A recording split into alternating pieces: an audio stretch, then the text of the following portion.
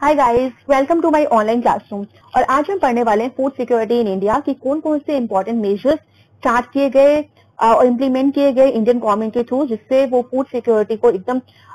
Establish कर सके India में। जिस तरह से हमने इससे पहले डिस्कस कर चुके हैं कि किस तरह की कंडीशन रही इंडिया में जिसकी वजह से फूड सिक्योरिटी जैसी चीजों को सोचना पड़ा और इम्प्लीमेंट करना पड़ा। इससे पहले मैं आपको एक चीज और बता दूं कि मेरे चैनल पे आपको सोशल साइंस से रिलेटेड जितने भी वर्कशीट, नोट्स होते हैं, फ्लो चार्ट होते हैं, एक्सप्लेनेशन होता है, वो सब अवेलेबल है। इवन जो भी सैंपल पेपर्स होंगे वो भी हम डिस्कस करेंगे। जो आपकी प्रोजेक्ट फाइल्स होती हैं, इंपॉर्टेंट मैप्स होते हैं, सिलेबस सारी चीजें अवेलेबल है। तो इस तरह की वीडियोस को देखने के लिए प्लीज इस चैनल को सब्सक्राइब करिए। तो चलिए स्टार्ट करते हैं फूड सिक्योरिटी इन इंडिया। तो इसमें देखिए क्या क्या गवर्नमेंट ने इंपॉर्टेंट जो मेजर्स और स्टेप्स इम्प्लीमेंट किए जिसके वजह से जो हमारी कंट्री में जो फूड है वो सिक्योर हुआ। ठीक है, इससे पहले मैंने आपको बताया था फूड सिक्योरिटी की जो डेफिनेशन होती है वो होती है आपकी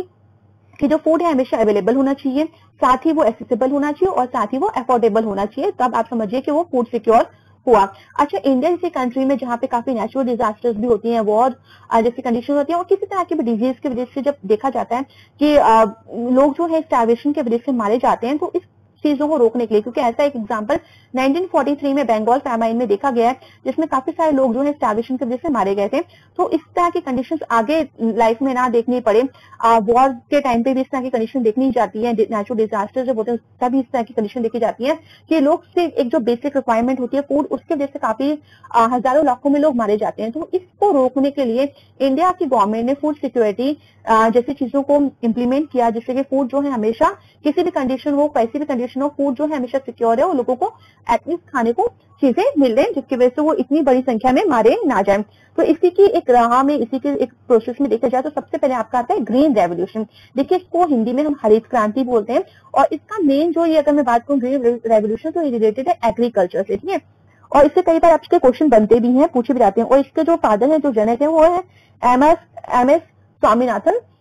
और ग्रीन रेवोल्यूशन में बेसिकली जो प्रोडक्शन है, खेती में जो प्रोडक्शन है वो बढ़ाई गई। जो ग्रेन्स हैं, जैसे स्पेशली जो चावल और गेहूं के लिए इसको स्टार्ट किया गया था, इसमें मॉडर्न मेथड्स ऑफ फार्मिंग को इस्तेमाल किया गया था, जिसमें आपकी irrigation facilities, pesticides, chemical fertilisers और high yielding variety seeds, tractors, है ना, ये सारे मेथड्स को यूज किया गया था, जिसके इंट्रोड्यूस किया गया और यूज भी किया गया खेती में, जिससे कि जो प्रोडक्शन है गेहूं चावल की स्पेशली वो बढ़ाई जाए। और धीरे धीरे सारे एग्रीकल्चर में जो भी क्रॉप्स, जो भी फसलें उगाई जाती है, उनकी प्रोडक्शन को बढ़ाया जाए, ये इसका मेन मोटिव था और ये एग्रीकल्चर से रिलेटेड है। ठीक है, इसको बेसिकली अगर बात करें तो एग्रीकल्चर जो फर्स्ट 5 ईयर प्लान भी गवर्नमेंट ने इंट्रोड्यूस किया, उसमें भी एग्रीकल्चर को प्रायोरिटी में रखा गया और उसमें भी ग्रीन रेवोल्यूशन को काफी इस्तेमाल किया गया। काफी सारी सेवरल स्कीम्स भी स्टार्ट की गई फॉर इरिगेशन पर्पज। जो एरिड और सेमी एरिड एरियाज थे, हमारे सूखे दूर दराज के जो इलाके थे जहाँ पे पानी उपलब्ध नहीं था, तो वहां पे भी किस तरह से पानी उपलब्ध कराया गया, वो इरिगेशन फैसिलिटीज यहाँ पे बताई गई। साथ ही न्यू और साइंटिफिक मेथड जो थे फार्मिंग के वो बताए गए। हाई यील्डिंग वैरायटी सीड्स को डेवलप किया गया ताकि लोग ज्यादा से ज्यादा इन चीजों को यूज करके अपनी प्रोडक्शन को, छोटे छोटे जो पीसेस ऑफ लैंड है उसमें ज्यादा से ज्यादा प्रोडक्शन कर सकें, मल्टीपल क्रॉपिंग कर सकें। इसके बाद देखिए, तो जब ज्यादा प्रोडक्शन होगी तभी तो हम फूड को सिक्योर कर पाएंगे। अगर कमी प्रोडक्शन होगी ग्रेन्स की, कब इतना प्रोडक्शन नहीं होगा तो किस तरह से फूड सिक्योर हो सकेगा। इसके साथ ही देखिए मूव करते हैं बफर स्टॉक। तो जब देखिए एक पॉइंट किसी से रिलेटेड है, तो देखिए ग्रीन रेवोल्यूशन में जब ओवर प्रोडक्शन हुई, ठीक है, हाई यील्डिंग वैरायटी सीड्स और ग्रीन रेवोल्यूशन की वजह से जब प्रोडक्शन जो क्रॉप से अच्छी ज्यादा मात्रा में प्रोडक्शन होने लगी, तो आप बफर स्टॉक बनाया गया। बफर स्टॉक तरह का एक तरह का स्टोरेज हाउस समझ लीजिए। तो ये गवर्नमेंट जो है, सेंट्रल गवर्नमेंट ले लीजिए स्पेशली, वो क्या करती है, बफर स्टॉक बनाती है और वहां पे बड़े बड़े गोदामों में ये जो फूड होता है वो स्टोर कर दिया जाता है। ठीक है, ताकि जब भी इस तरह की जब कंडीशन आए, नेचुरल डिजास्टर किस तरह की कंडीशन आए, जब फूड रिक्वायरमेंट हो, तब इन बफर स्टॉक से निकाल के लोगों को ये खाना दिया जाए। इसके साथ ही मूव करते हैं नेक्स्ट। तो ये जो बफर स्टॉक है, देखिए FCI आ रहा है, फूड कॉर्पोरेशन ऑफ इंडिया, 1964 में लिखा है, तो इस साल इसको बनाया गया था, या तो आप कह सकते गठित किया गया था। तो फूड कॉर्पोरेशन ऑफ जो इंडिया है उसकी रिस्पॉन्सिबिलिटी है कि वो बफर स्टॉक का देखता है पूरा काम, और इसमें फूड ग्रेन्स को किस तरह से स्टोर करते हैं वो रिस्पॉन्सिबिलिटी जो है वो food corporation of India play करता है। इसके साथ ही मिड डे मील स्कीम लिखी है। तो आपने देखा होगा कि काफी सारे जो स्कूल्स हैं उसमें, ताकि बच्चों की अटेंडेंस ज्यादा अच्छी हो, एनरोलमेंट अच्छी हो, ताकि वो रोज स्कूल आए, तो इस वजह से मिड डे एक न्यूट्रिशियस बैलेंस फूड बच्चों को प्रोवाइड किया जाता है free of cost, mid day meal की तरह, एक लंच की तरह वहां पे, ताकि ज्यादा से ज्यादा बच्चे वहाँ पढ़ने आ सके, क्योंकि गरीब परिवार के बच्चे होते हैं, क्योंकि उनके पेरेंट्स ना अफोर्ड नहीं कर पाते फूड, तो इस स्कीम के थ्रू उनको फूड प्रोवाइड किया जाता है, जो कि 1995 में इंप्लीमेंट हुई। इसके साथ ही देखिए मिनिमम सपोर्ट प्राइस, जो कि फुल फॉर्म है MSP की। तो देखिए मिनिमम सपोर्ट प्राइस में क्या होता है, जब किसान जो होते हैं वो फसलों को उगाने वाले होते हैं, तो उससे पहले जो है गवर्नमेंट एक मिनिमम सपोर्ट प्राइस अनाउंस कर देती है कि अगर, क्योंकि बफर स्टॉक में अगर सपोज करिए कि गवर्नमेंट को इस साल जो है एक पर्टिकुलर ईयर में गेहूं को स्टोर करना है, क्योंकि गेहूं अब खत्म हो रहा है बफर स्टॉक में, तो उसको स्टोर करने के लिए अब वो चाहते हैं कि जो फार्मर्स है वो ज्यादा से ज्यादा गेहूं उगाएं, वीट उगाएं। तो इसके लिए गवर्नमेंट क्या करती है, सोइंग पीरियड से पहले एक मिनिमम सपोर्ट प्राइस अनाउंस कर देती है। वो कह देती है कि अगर आपने इतना एक्स्ट्रा गेहूं उगाया और आप हमें बेचना चाहते हो, तो आप डायरेक्टली गवर्नमेंट को बेच सकते हो इतने पर्टिकुलर प्राइस में। यानी ये होता है कि फसल उग नहीं पाई, उससे पहले जो है कस्टमर किसान के पास आ गया डायरेक्टली, और अब जो किसान है, जो फार्मर है, वो उसके अकॉर्डिंगली, मार्केट की डिमांड के अकॉर्डिंगली फसल को उगाएगा। तो ये काफी हेल्पफुल रहता है किसानों के लिए। और इसके साथ ही देखेंगे नेक्स्ट है PDS सिस्टम, जो कि पब्लिक डिस्ट्रीब्यूशन सिस्टम है, जो 1940 में इंप्लीमेंट किया गया। और पब्लिक डिस्ट्रीब्यूशन सिस्टम को फेयर प्राइस शॉप भी कहते हैं इसको, और राशन शॉप्स के नाम से भी काफी जाना जाता है। 1940 में इंप्लीमेंट हुआ था, और इसमें जो गरीबी रेखा से नीचे के लोग हैं, जिनके पास येलो कार्ड्स होते हैं, उनको इसके अंतर्गत एक फिक्स रेट पे या सब्सिडाइज रेट पे, मार्केट से कम प्राइस पे इनको फूड, जो बेसिक आपका वीट, राइस हुआ और केरोसिन हुआ, इन चीजों को प्रोवाइड किया जाता है। इसके साथ ही देखिए RPDS जो है, रिवैम्प पब्लिक डिस्ट्रीब्यूशन सिस्टम, जो कि जून 1992 में इंप्लीमेंट हुआ। और देखिए RPDS जो है रिवैम्प, एक आप कह सकते हो एक बेहतर तरीके से एक रीस्ट्रक्चर किया गया पब्लिक डिस्ट्रीब्यूशन सिस्टम का, एक इम्प्रूव वे में। और इसमें क्या किया गया आपका, ये जैसे बंगाल फैमाइन और काफी सारी चीजों को देख के इसको RPDS स्टार्ट किया है। एक ये न्यू फॉर्म है पब्लिक डिस्ट्रीब्यूशन सिस्टम की, और इसके अंतर्गत जो है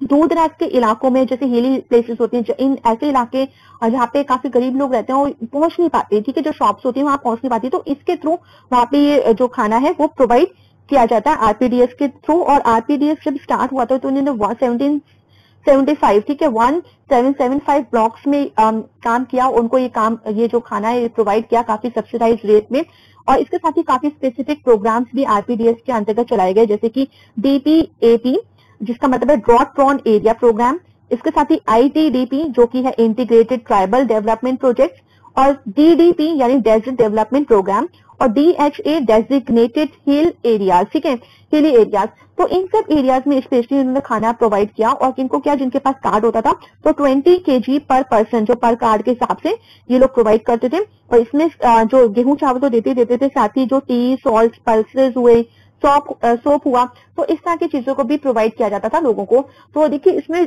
basically revamp public distribution system के अंतर्गत उन दूर दराज के इलाकों में जो गरीब लोग रह रहे हैं, उनको ये सुविधाएं नहीं मिल पा रही है, क्योंकि मार्केट और मॉल वगैरह उनके पास नहीं है, शॉप्स उनके पास नहीं है, तो क्योंकि उनका भी अधिकार है फूड पे, तो उनको ये चीजें प्रोवाइड की गई। इसके साथ ही मूव करते हैं TPDS, जो कि है टारगेटेड पब्लिक डिस्ट्रीब्यूशन सिस्टम। ये जून 1997 में इंप्लीमेंट किया गया प्रोग्राम, और इस सिस्टम के कोई नाम है टारगेटेड पब्लिक डिस्ट्रीब्यूशन सिस्टम। तो इसका मेन मोटिव था कि टारगेट करना कि जो बहुत ही गरीब लोग हैं, पॉवर्टी लाइन पे देखिए हर तरह का रेशो होता है, तो यहाँ पे जो काफी गरीब लोग हैं, जो कि खाना जो बेसिक रिक्वायरमेंट है उसको फुलफिल नहीं कर पाते, तो उनको ये PDS सिस्टम प्रोवाइड करती थी सारी फैसिलिटीज। और इसके साथ मैं आपको बता दूं कि ये जो TPDS है, जो सिस्टम है, ये स्टार्ट किया था तीनों गवर्नमेंट ने मिलकर। तीनों गवर्नमेंट से मेरा मतलब है सेंट्रल गवर्नमेंट, स्टेट गवर्नमेंट, और जो कि यूनियन टेरिटरीज जो गवर्नमेंट होती है, जो कि आपकी सेंट्रल गवर्नमेंट है, वो उन्होंने मिलजुल के काम स्टार्ट किया था पूरा का पूरा TPDS सिस्टम। और इसके अंतर्गत जो है सेंट्रल गवर्नमेंट जो है उसका काम है कि बफर स्टॉक, ये सारा काम देखिए FCI के थ्रू, और जो स्टेट गवर्नमेंट है वो फेयर प्राइस पे जो PDS शॉप्स होती है उसको ओपन करती है, और वहां की जो कार्य प्रणाली है उस पर नजर रखती है, उसको देखती है। इसके साथ ही देखिए जो BPL फैमिलीज हैं, उनको 10 kg से लेकर 20 kg का जो चावल और गेहूं है, जो भी फूड ग्रेन्स है, वो प्रोवाइड किया जाता था, और पर फैमिली के साथ, पर फैमिली पर कार्ड के हिसाब से। और इसके साथ ही देखिए 2001 में बात करूं तो 2001 में ये जो 20 kg से अब कितना हो गया, ये 25 kg फूड ग्रेन्स उनको प्रोवाइड होता है। साथ ही देखिए राइस की बात करूं तो 3 रुपए पर केजी, वीट जो है 2 रुपए पर केजी, साथ में जो मिलेट, जो ज्वार, बाजरा, इस तरह के जो कोर्स ग्रेन्स होते हैं, वो 1 रुपी पर केजी प्रोवाइड किया जाता है। और साथ ही जो इसका जो प्राइस होता है, क्योंकि सब्सिडाइज रेट, इट मीन्स की मार्केट में जो प्राइस होता है उससे कम प्राइस पे लोगों को, गरीब लोगों को ये खाना प्रोवाइड होता है, यहाँ पे फूड ग्रेन्स प्रोवाइड होता है। तो ये चीज कौन निर्धारित करता है, कौन फैसला लेता है? तो देखिए सेंट्रल गवर्नमेंट फैसला लेती है कि कितना फिक्स रेट करना है, बाद में जो स्टेट गवर्नमेंट होती है वो इतना जरूर बोलती है कि जितना भी आप रुपी फिक्स कर रहे हो उसमें सिर्फ 50 पैसे का ही अंतर होना चाहिए। मतलब देखिए सेंट्रल गवर्नमेंट अपने अकॉर्डिंग करेगी और स्टेट गवर्नमेंट अपने अकॉर्डिंग करेगी, पर दोनों का एक ये होता है कि वो रिक्वेस्ट करती है कि जो डिफरेंस है दोनों के जो फूड प्राइस वो कर रहे हैं, इम्प्लीमेंट कर रहे हैं, लगा रहे हैं, उसमें 50 पैसे का पर केजी के हिसाब से डिफरेंस होना चाहिए, इससे ज्यादा डिफरेंस नहीं होना चाहिए। यानी कि फॉर एग्जाम्पल जैसे अगर मान लीजिए सेंट्रल गवर्नमेंट ने 3 रुपए पर केजी राइस दे रहा है तो जो स्टेट गवर्नमेंट है वो 2.5 रुपए पर केजी दे दे, तो मतलब ज्यादा डिफरेंस ना हो, 50 पैसे का डिफरेंस होगा, इससे ज्यादा का डिफरेंस नहीं होगा, क्योंकि इनका मेन मोटिव है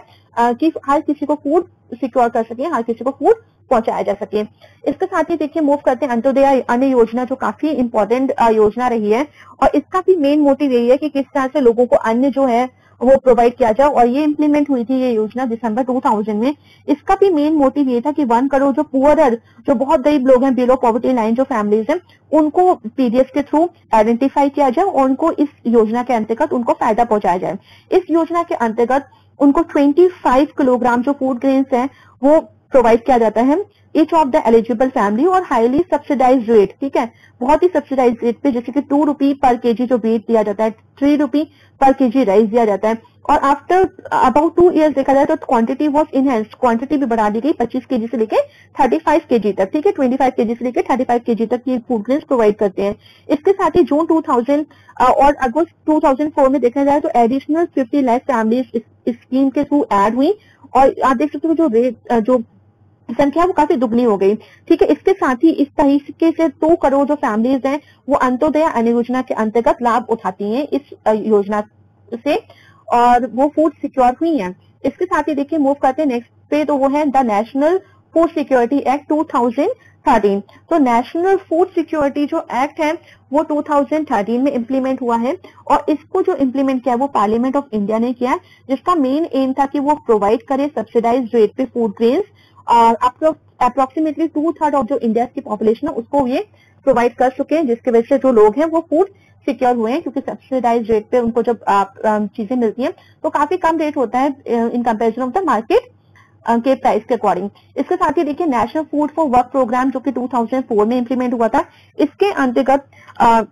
150 जो मोस्ट बैकवर्ड डिस्ट्रिक्ट थे कंट्री के, उनमें ही काम किया गया। इनका मेन ऑब्जेक्टिव यही था कि किस तरह से लोगों को काम दिया जाए, काम के बदले उनको पैसा ना देके उनको खाना प्रोवाइड किया जाए, ठीक है। तो दिस स्कीम जो ये ओपन की गई थी स्पेशल रूरल पुअर पीपल के लिए, जो अनस्किल्ड लेबर थे, और इन रिटर्न फॉर वर्क जब वो काम करते थे तो उसके रिटर्न में उनको फूड ग्रेन्स दिया जाता था, और पैसे या तो पैसे दिए जाते थे या फिर फूड दिया जाता था। तो इस तरह से एटलीस्ट, क्योंकि इंसान जब पैसा कमाता है तो आई थिंक वो फूड के लिए कमाता है, ताकि वो अपनी बेसिक जो रिक्वायरमेंट है फूड की वो फुलफिल कर सके। तो अगर वो काम करता है, अगर फूड उसको मिल जाए तो शायद पैसा ठीक है, अगर पैसे मिल जाए वो भी बहुत अच्छी, क्योंकि उस पैसे से भी वो फूड खरीदेगा, या तो उसको फूड मिल जाए। तो गवर्नमेंट ने ये स्टार्ट किया था national food for work programme, इसके अंतर्गत काम के बदले उसको या तो पैसे दे दो या फिर फूड दे दो। तो इस तरह से हमने सारे के सारे important food security in India की, किस तरह से गवर्नमेंट ने फूड सिक्योरिटी का पूरा इंतजाम किया इंडिया में, वो सारे के सारे देखिए सबके सब सब हेडिंग्स है। इसके अंतर्गत जो भी मैंने आपको एक्सप्लेन किया वही आपको अपने एग्जाम में मार्क्स के अकॉर्डिंग ही लिखना है। सपोज करिए आपका 3 मार्क्स का क्वेश्चन है तो 3 कोई भी हेडिंग्स लिख दीजिए और उसको एक्सप्लेन कर दीजिए, और 2-3 एक्स्ट्रा में लिख दीजिए पर उनको एक्सप्लेन मत करिए। इसी तरह अगर 5 मार्क्स का क्वेश्चन है तो 5 हेडिंग्स कोई भी अच्छी चीज जो आपको प्रिपेयर है और आपको समझ में आई है अच्छे से वो आप लिख दीजिए, उसके अंदर 2 to 3 लाइंस भी उनको एक्सप्लेनेशन के थ्रू लिख दीजिए कि आपको वास्तव में इनके बारे में नॉलेज है कि नहीं है। अगर आपको ईयर जो भी मेंशन किया है मैंने अगर अच्छे से लर्न हो जाए तो आप लिखिएगा, अदरवाइज आप मत लिखिएगा। इसके बाद ही मूव करते हैं, देखिए रोल ऑफ कोऑपरेटिव। ये तो गवर्नमेंट ने जितने हमने वर्क अभी डिस्कस किए वो गवर्नमेंट ने स्टार्ट किए थे। इसी के साथ देखिए हमारी सोसाइटी में कुछ लोग होते हैं जो रोल, कुछ कोऑपरेटिव सोसाइटीज भी होती है हमारी, वो किस तरह से एक दूसरे को कोऑपरेट करके, ठीक है, किस तरह से एक दूसरे को पैसे देके या किस हेल्प करके, डोनेशन के थ्रू अगर मैं बात करूं तो किस तरह से वो एक दूसरे को हेल्प करके और दूसरे लोगों को फैसिलिटीज प्रोवाइड करती है। तो उसी के टर्म में अगर मैं बात करूं तो है अमूल है, मदर डेयरी है, एडीएस है, एनजीओ है और ग्रेन बैंक, ठीक है। ये कुछ हेडिंग्स हैं जो आपको कंप्लीट करनी है। तो इसमें सबसे पहले अगर देखा जाए तो वो है अमूल, और अमूल में जैसे आपको पता है कि Amul in Gujarat, Amul is doing the same job of supplying milk. तो किस तरह से अमूल जो है वो मिल्क को सप्लाई, और जो मिल्क प्रोडक्ट्स है उसको सप्लाई करती है बहुत चीपर रेट्स में जो नीडी लोग होते हैं उनको। और ये एक किस तरह से अमूल जो है मदर डेयरी है, अगर मदर डेयरी की बात करूं तो वो दिल्ली में सप्लाई करती है मिल्क और मिल्क प्रोडक्ट्स को, जैसे बटर हो गया, घी हो गया, और काफी सब्सिडाइज रेट पे। तो फिर से अमूल जो है वो गुजरात से है, और जो मदर डेयरी है कोऑपरेटिव सोसाइटी है वो गुजरात अमूल जो है वो गुजरात से, और मदर डेयरी जो है वो दिल्ली की कोऑपरेटिव सोसाइटीज है कि किस तरह सब्सिडाइज रेट पे मिल्क और मिल्क प्रोडक्ट्स को ये देती हैं, प्रोवाइड करती हैं लोगों को। और इसके साथ ही ये व्हाइट रेवोल्यूशन का भी पार्ट है, जिससे मैंने आपको बताया था एग्रीकल्चर ग्रीन रेवोल्यूशन का पार्ट है। तो अमूल और जो मदर डेयरी है ये एक व्हाइट रेवोल्यूशन, क्योंकि इतना ज्यादा किस तरह से टेक्निक्स को यूज करके अच्छा खाना खिला के, जो एनिमल्स की केयर करके, प्रॉपर केयर करके किस तरह से जो दूध उत्पादन है उसको हमारी कंट्री में बढ़ाया गया, और इसका जो क्रेडिट है वर्गीस कुरियन को जाता है। तो इस को ही हम व्हाइट रेवोल्यूशन बोलते हैं कि किस तरह से प्रोडक्शन जो है वो मिल्क में और मिल्क प्रोडक्ट्स में इंक्रीज की गई। इसके साथ ही देखिए एडीएस जो है वो है एकेडमी ऑफ डेवलपमेंट साइंस से महाराष्ट्र में काफी सारी जो नॉन गवर्नमेंट, इसने काफी सारी नॉन गवर्नमेंट ऑर्गेनाइजेशन को सपोर्ट किया, और उसकी वजह से उन्होंने सेटअप किए ग्रेन बैंक। ठीक है, तो एक दूसरे से कनेक्टेड है कि एडीएस जो है उसका फिर से मैं फुल फॉर्म बता दूं, एकेडमी ऑफ डेवलपमेंट साइंस होता है। इसने काफी सारे जो नॉन गवर्नमेंट ऑर्गेनाइजेशन है उसको सेटअप किया, और मतलब काफी सारी उनको हेल्प की, फैसिलिटेट किया, और ये महाराष्ट्र में इन्होंने एनजीओ जैसे जो नॉन गवर्नमेंट ऑर्गेनाइजेशन होती है उन्होंने सेटअप किए काफी सारे ग्रेन बैंक। ठीक है, अच्छा ये ग्रेन बैंक जो थे 2004 में स्टार्ट किए, और इसके साथ ही देखिए 1 जनवरी अगर देखा जाए, फर्स्ट जो डेट होती है 1 जनवरी 2014 में इसको एंड भी कर दिया गया, इसको बंद कर दिया ग्रेन बैंक सिस्टम को। और इसको इम्प्लीमेंट किया था department food and public distribution ने, और एनजीओ और एडीएस ने जब स्टार्ट किया था ग्रेन बैंक जो सेटअप की थी, इनका मेन मोटिव था, इन्होंने क्या किया कि इलाके जो दूर दराज के इलाके होते हैं और जब लीन सीजन होता है, जब फसलें नहीं होती हैं, फूड उपलब्ध नहीं होता है, या किसी तरह की सीजन देख लिया, किसी तरह की नेचुरल डिजास्टर की वजह से जब लोगों को खाना नहीं मिलता है, फूड नहीं मिलता है, तो ग्रेन बैंक्स ने क्या किया था कि इन बैंक्स ने फूड को स्टोर कर लिया था, और जब इस तरह की कंडीशन होती थी तो फार्मर्स यहाँ से जो इस बैंक से के नाम है ग्रेन बैंक, तो क्रॉप्स को जो भी व्हीट और चावल उनको लेना होता था वो उधार ले लेते थे, बोरो कर लेते थे, और उसके बाद जब उनकी कंडीशन इंप्रूव होती थी तो वो इस बैंक में वो अनाज वापस लौटा जाते थे, या शायद कोई इंटरेस्ट के अकॉर्डिंग भी आप समझ सकते हो, जैसे कि हम एक नॉर्मल बैंक में जाते हैं, हमें पैसा चाहिए होता है तो हम ले लेते हैं, उधार लेते हैं, और फिर कुछ टाइम बाद उसको रिपे कर लेते हैं। तो इस तरह का सिस्टम यहाँ पे ग्रेन बैंक में भी स्टार्ट किया गया, क्योंकि नाम है ग्रेन बैंक। तो यहाँ पे फसलों से रिलेटेड क्रॉप्स को जो ग्रेन्स होते थे उनकी बैंक थी, यहाँ पे गेहूं चावल सब स्टोर होता था, और जिसको नीड होती थी इन सब की नेचुरल डिजास्टर किस तरह की कंडीशन में वो यहाँ से लेता था, और फिर बाद में उसी रूप में, ऐसे नहीं कि पैसे उसको पे करने पड़ते थे, अगर वो चाहे तो वैसे भी कर सकता है, बट सबसे अच्छा क्योंकि किसान होते थे, जो फार्मर्स होते थे, तो वो उस तरह से जो ग्रेन है उसको वापस करते थे बैंक को। तो इस तरह से पूरा का पूरा ग्रेन बैंक का सिस्टम है, किस तरह से वो काम करता है। तो आई होप आपको क्लियर हो गया होगा, और यही आपको पॉइंट्स लिखने होंगे जब आपसे पूछा जाता है, और यहाँ से काफी सारे क्वेश्चन ग्रेन बैंक से भी रिलेटेड बन जाते हैं, तो आई थिंक आपको याद जाएगा। और इसको सेटअप किया था, इम्प्लीमेंट किया था department food and public distribution, पर सेटअप किया था एडीएस और एनजीओ में मिलके, और ये स्पेशली महाराष्ट्र में ज्यादा इम्प्लीमेंट किए गए, ये ग्रेन बैंक्स को बनाया गया। So thank you everyone, and please like, share and subscribe this channel for more updates.